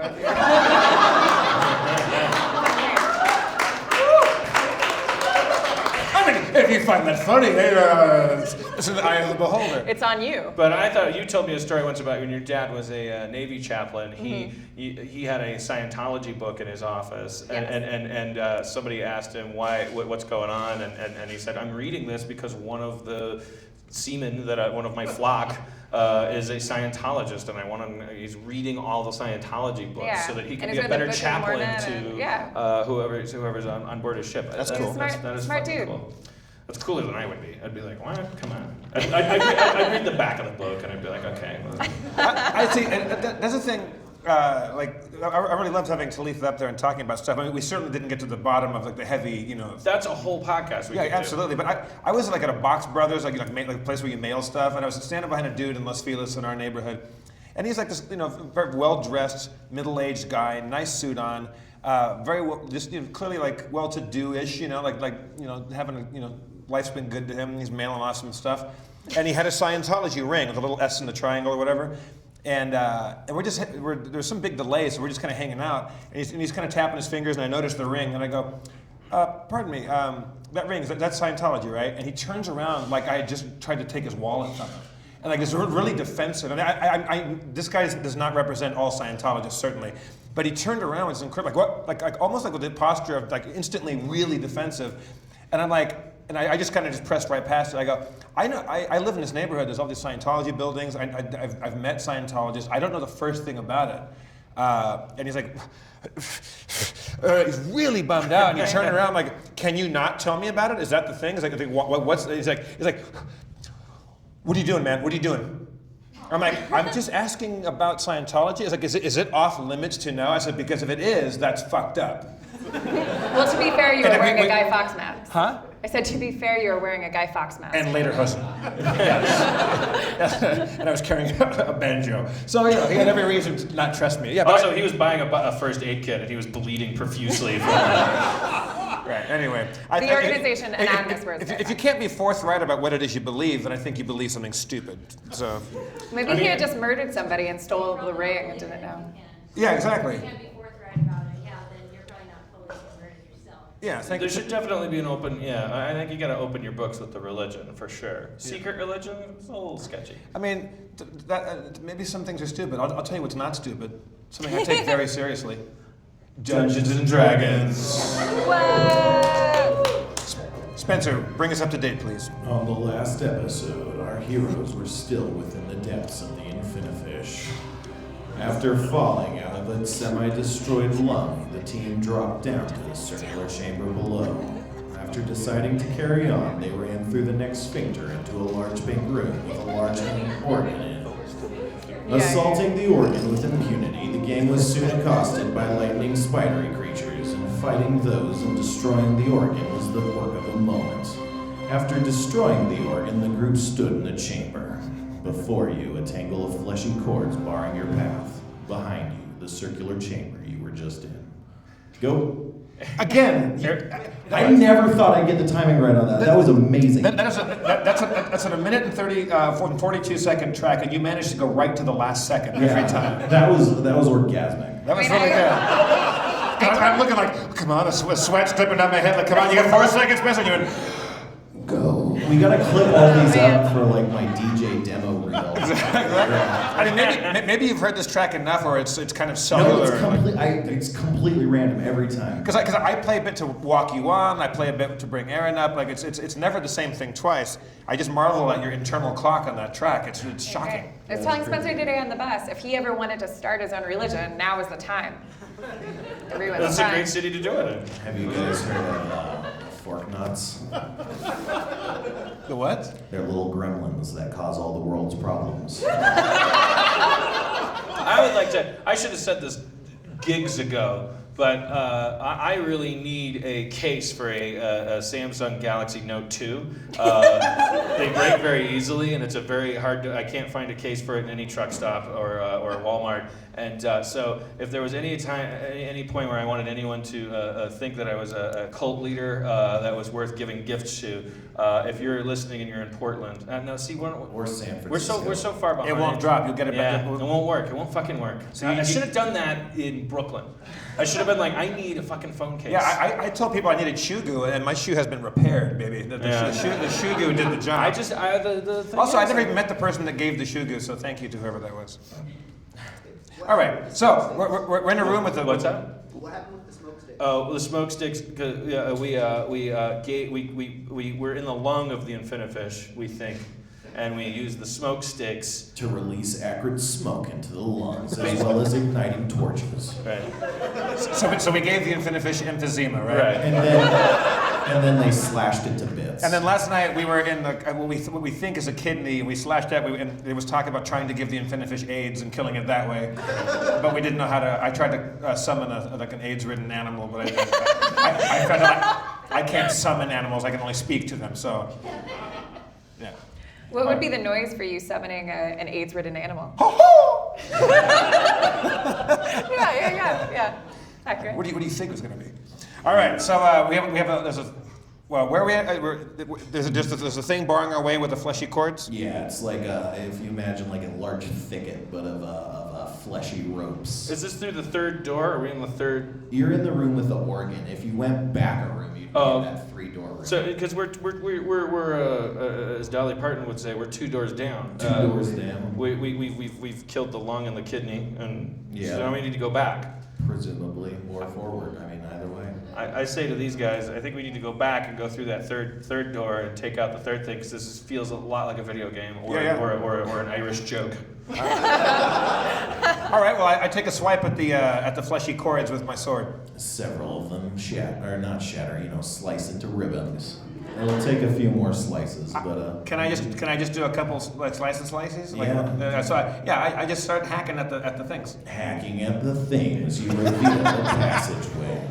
Oh, that was easy. See, sometimes just use your machete to get. I charge headlong into the passageway. Nice. Yeah, I've changed inside this Infinifish and on this tour and in this movie about the tour.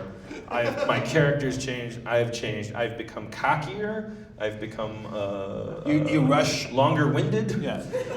More headlong in your rushing. Yeah. All right. Blasting through the opening, you are met with what appears to be a slippery slope. Your momentum carries you forward, and you slide down the slope. I remember that Aaron was in this room, mulling this. At the bottom of the slope is a large orangey-pink slime, translucent and thick. We're in the butt. And inside the monster, you can see a large tome. It's thick and appears to be ancient, and its is covered in splatters of blood on its cover. Inside the what? There's a large blob of slime, as of some sort of monster, but on the inside is a large ancient tome. Okay, so there's that's probably like one like gelatinous monster of some kind. Yeah, you can see blood seeping out of the book and crawling into the mass of the slime, branching out like buds and shoots from a branch. The book calls to you. We should join him. The book calls to you? Yeah, you sense a longing for the book. Bally high, bally high. We join Sharpie Blue, near the blood book. you slide down the shaft and are joined with Sharpie. I do likewise. That happens also. All right, let's start simple here. I'm going to use my crossbow, which I never do. And I would actually no, I'm sorry. Kind of my thing. I'm gonna give to Mulrain, who I assume has better archery skills than me. I'm carrying a thing called Melf's acid arrow. That's actually a spell. Oh, okay. Never mind. You can cast it, though. Is that like magic missile? But it's, Yeah, except it does acid damage, and there's a chance that it'll do acid damage later on, like damage over time. Yeah. Okay. I'm gonna try that. I'm gonna try Melf's acid arrow because it's an organic thing. MILF's acid arrow? No, not MILF. Melf. Oh, okay. Melf. He was a guy. Summoning a green bolt of noxious acid, you fire it directly at the blob. Choctaw! Choctaw! Dealing 8 damage. All right. Okay. Fine. It's not great, but No, you'll you're not take great. it. What is, man? Take it. I just noticed that I have a sword. Yeah, you have a long sword, and you have weapon finesse, which means you're actually quite adroit at it. Is that the right word? Fuck it. I shoot 2 long swords. Adventure. Is that a joke? It's not if you have to ask. Then your bowstring. I think it's more of a bit. I take the long sword and I Use it. Use it. I slice it towards the book. I point You got it. a critical hit. Critical hit!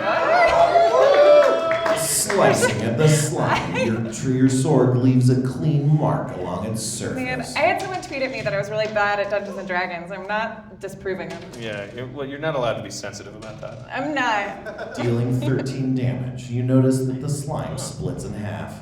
Yeah! Fuck you, Hazmat 46. Both halves launch their attacks and miss. Oh, nice. We got lucky. So now there's 2 halves of slime? 2 slimes remain. Each is about half the size of the former slime that composed the 2 slimes. The book is on the right-hand slime. I don't get it. So we've passed the book on the right-hand slime? I'm confused. This is making me think that I don't know what slime is. Because the way that it's acting, I don't understand. You don't know what swords are? It's a large blob of a goop and acid that'll kill you. Okay, I go into a, what do you call it? What's the one? I do a power attack. With Power my attack. 1, 2, or 3. 2. 2. Yep. You miss. Shit. Oh, I'm sorry. This is stupid. You hit. Yeah! Shit! Slimes are really All right. It's going to be 17 damage. 17 damage, motherfuckers. The remaining slime that you slash splits in half, forming 2 smaller slimes. Oh, son of a bitch. So we're just making more slimes. Yeah, you are. Yeah, but they're smaller. That's true. Sharpie, this might be the wrong time to tell you, but My thoughts exactly. No, I'm sorry. No, I agree. You spoke my thoughts. The slimes lurch towards you. You strike both Sharpie and Mulrain. Hey, Mulrain, with a pseudopod. now's a good time to check in with your boyfriend. I'll be over here kicking ass. I was just gonna say I'm very proud of you, that's all.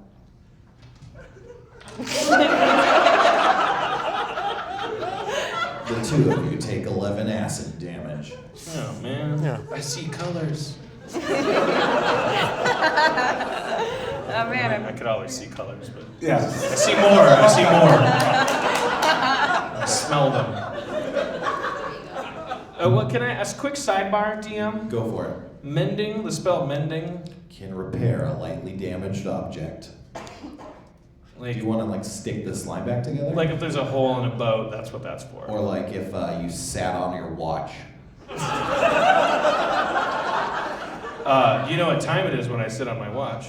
Dare box time. Time to get a new watch. Man. Oh damn. Do I gain hit points from that awesome joke? No. All right. Whose turn is it? My turn? Yeah. I mean, I wouldn't. Yes, I was thinking maybe for a second if I used mending to mend the. But I don't If want you'd to. like to, that might make sense. It's really easy to repair a slime. You just kind of smash it back together. Because but I mean, I don't Yeah, know. It's maybe. like are we trying? it's like an asteroids. Why would you want to remake a big asteroid? Because it's easier to dodge a large one. But it won't. Okay. I don't know, I'm Fine. just- fine. I I'm think- hearing I that I think should it try this. I'm Go gonna do for it. I cast mending on 2 of these smaller slimes.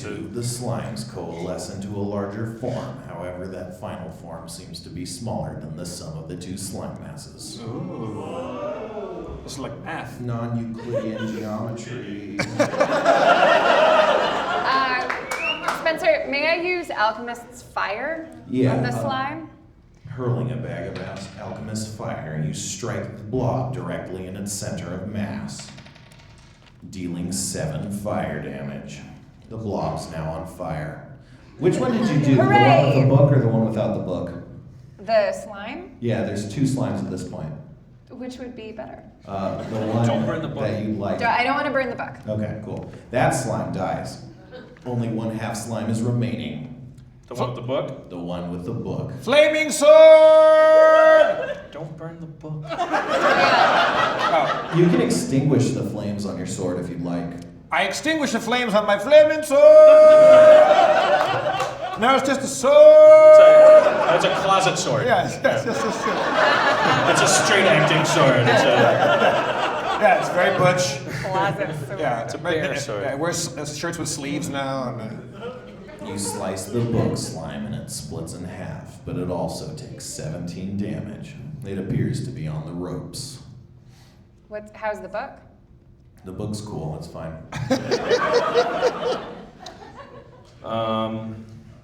Magic missile. I cast magic missile at the slime All so as right. not to hurt the book. I'm gonna resolve slime attacks first. Yeah, resolve them.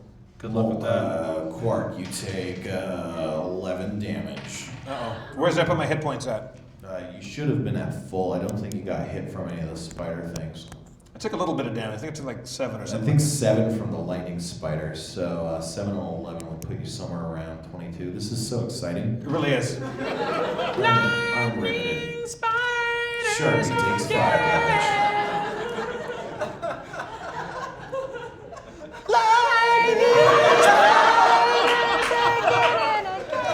Okay, so you were gonna stand there. Help me,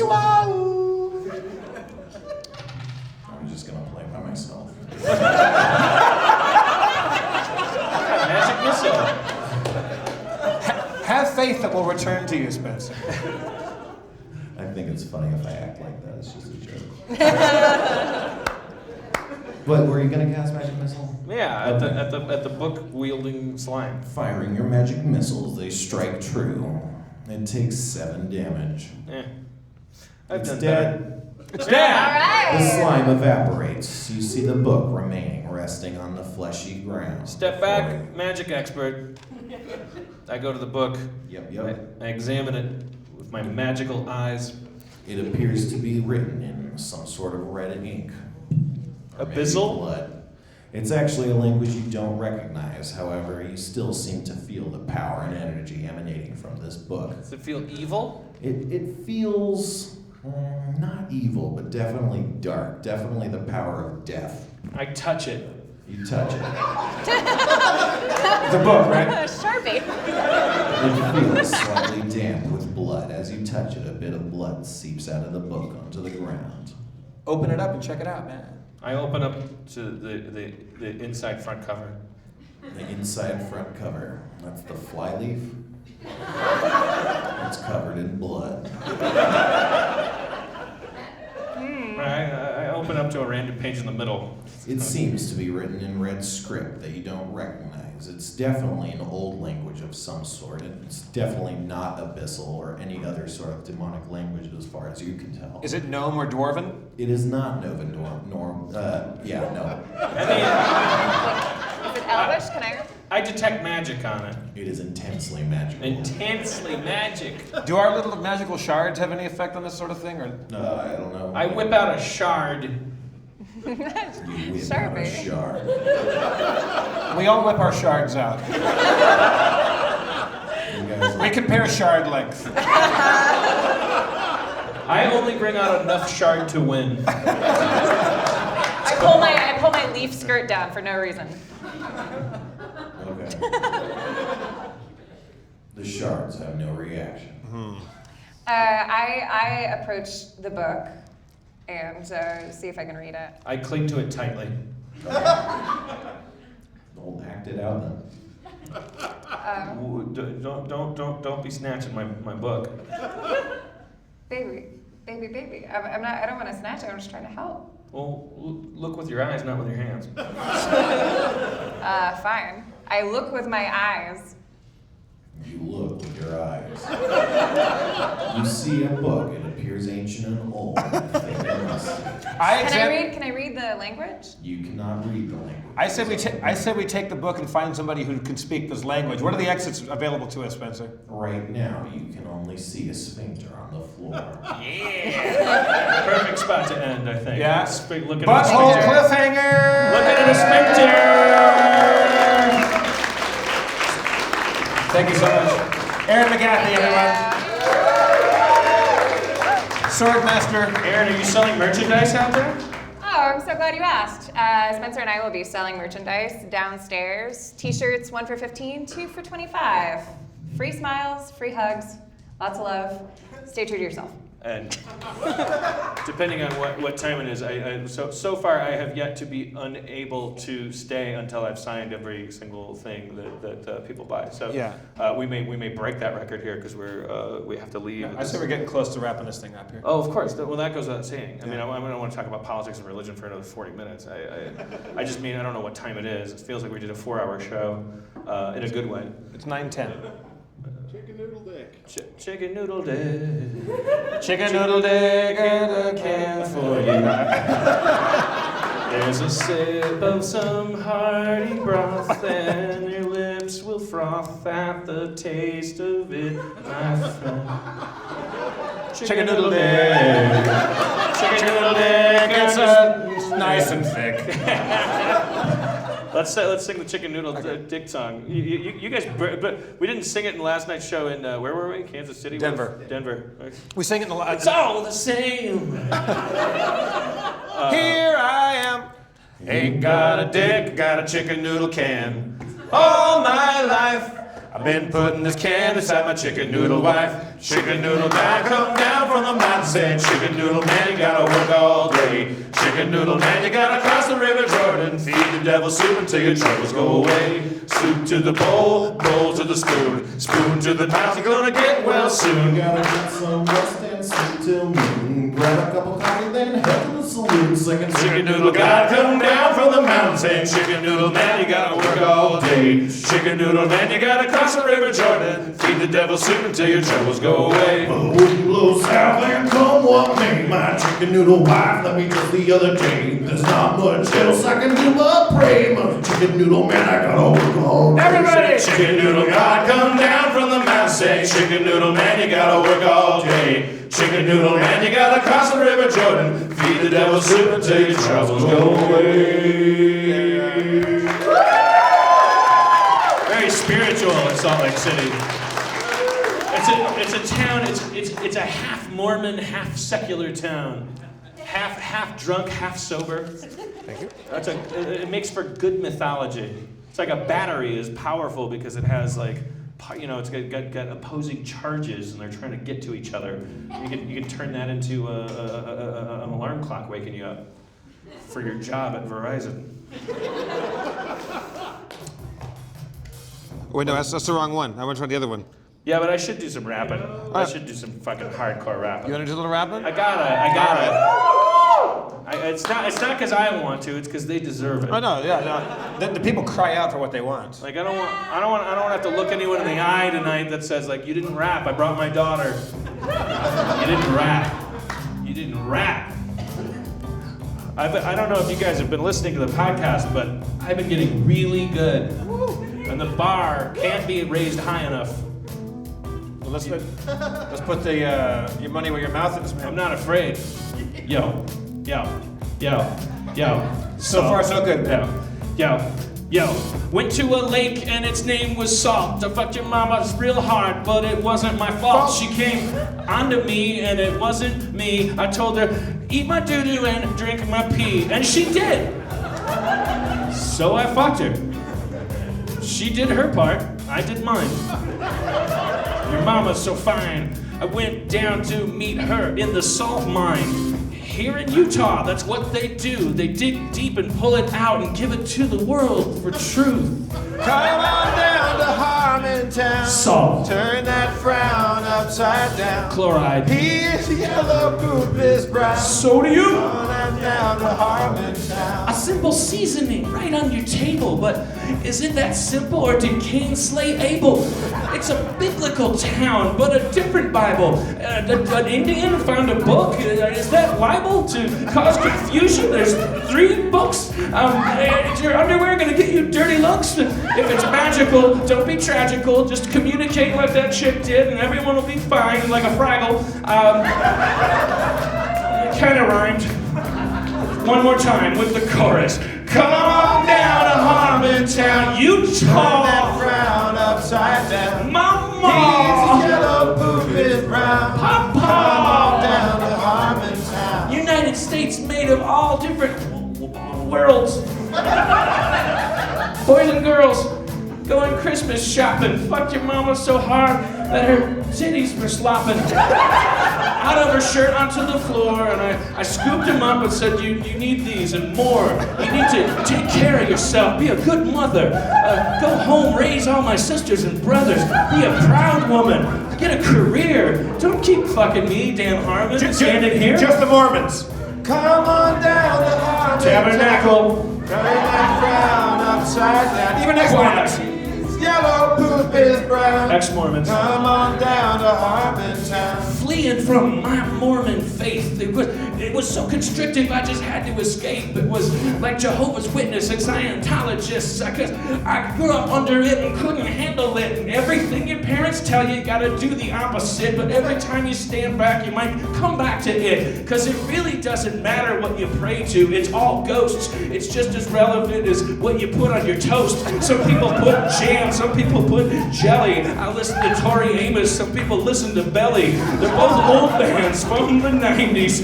You're all 25. I'm sorry that I dated myself. Come on down, Harmontown. Turn that round upside. Could have said R. Kelly. Could have said R. Kelly. Could have said Nelly. Jeff, yo, we had a good time tonight. We had a girl that was Mormon came up on stage and her hair was ghostly white.